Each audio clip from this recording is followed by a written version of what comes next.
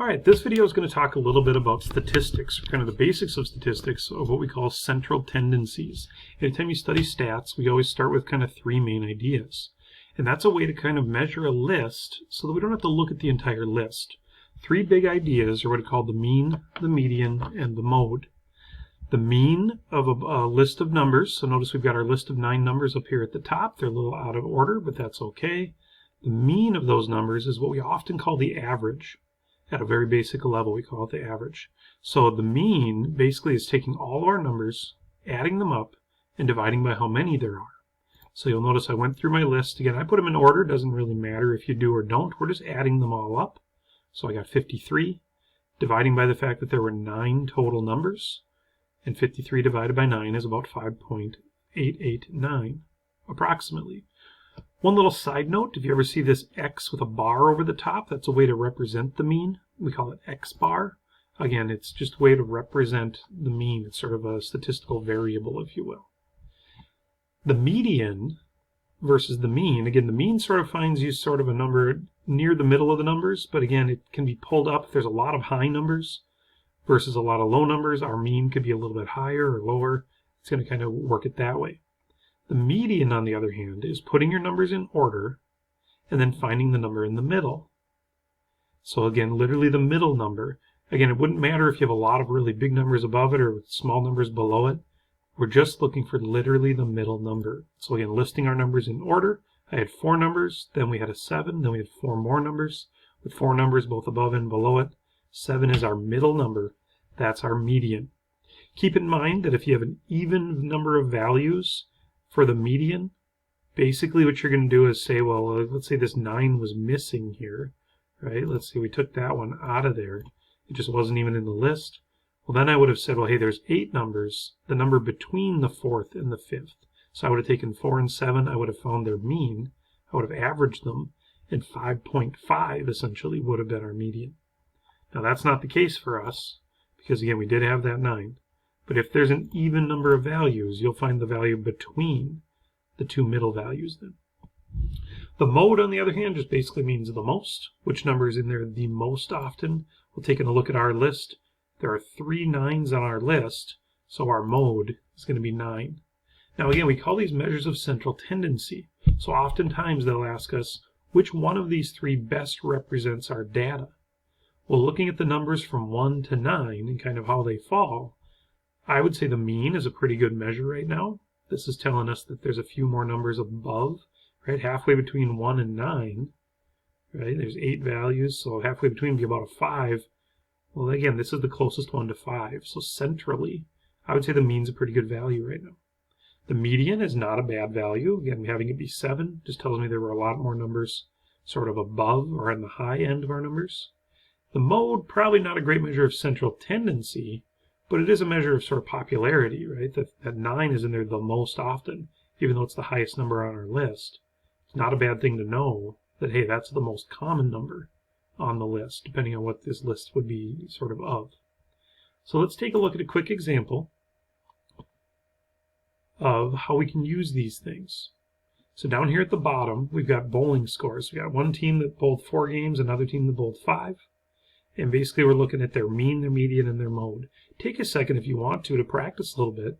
Don't be afraid. Pause the video.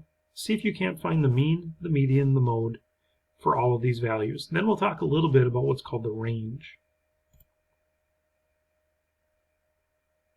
All right, let's come right back here. For team number 1, the mean should have been 162.5. Again, add up all 4 numbers and divide by 4. For team number 2, add up all 5 numbers and divide by 5. So it looks like team 2 has a slightly higher average. Which team had the higher average? Well, team 2, again, average and mean, kind of the same thing, X bar, 167.6 is the higher number. Again, if you're looking at the median, we put them in order. Again, for team 1, that's 4 numbers. So 154, 158, 160, 178. And the number that would be halfway between, again, our 2 middle numbers, 160 and 158 were our 2 numbers in the middle. Well, halfway between would be a 159. Same thing goes for team 2. We're going to put them in order.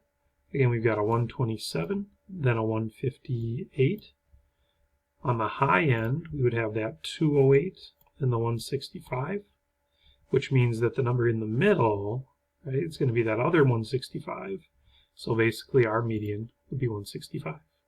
The mode is what's in there the most often. Well, on team 2, we saw that 165 twice, so it's definitely the mode.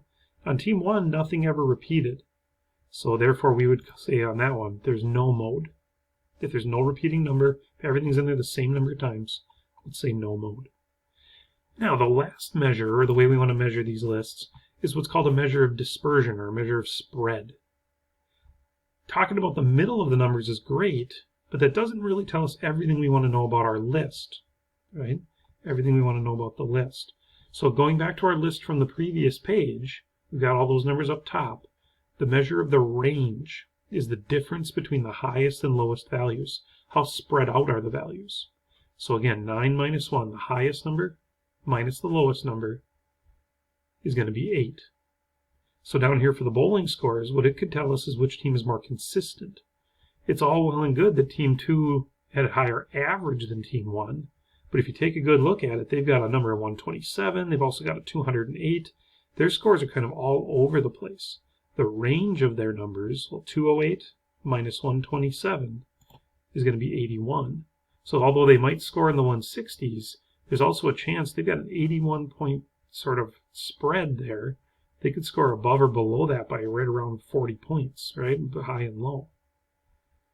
Team 1, on the other hand, their lowest score was a 158, their highest was a 178. Their scores are much more tight together. Or if we found their range, the high minus the low, 178 minus 154 is 24. And team 1, I would say, is much more consistent. Team 2 tends to score higher. They've got a higher average. They've got a higher median. But again, team 1 scores in a much tighter grouping. They're much more consistent. Last thing for you is just a quick example about a newspaper article basically saying that most folks who graduate from high school are going to fall in that 17, 18, 19-year-old category, right? Depending on where their birthdays are, what their situations are. But good old John Wilson here, looks like in our story, graduated at the age of 80. Came back to high school and earned that high school graduating number. So somebody at the bottom said, well, hey, that means the average age of the graduates must be about 35, right? That 80 is going to really pull that average up. So was their estimate correct? Well, the easiest way to do that is, we know there were 7 graduates at age 17. Well, I could sit there and say 17 plus 17 plus 17 plus 17, but I think the easier way to do that is to say there was one 80-year-old, there were 7 17-year-olds, 19 18-year-olds, and 1 19-year-old. Sort of group them together, add up all the ages, so a total of 560 years of ages together, 28 total people, and it looks like their estimate was very wrong, even though, yes, the average was pulled up. There's only one person over the age of 20. That's what we're saying our average is. But that 80 really kind of pulled that average. Everyone else fell below it. In that case, is the median really the best measure of central tendency?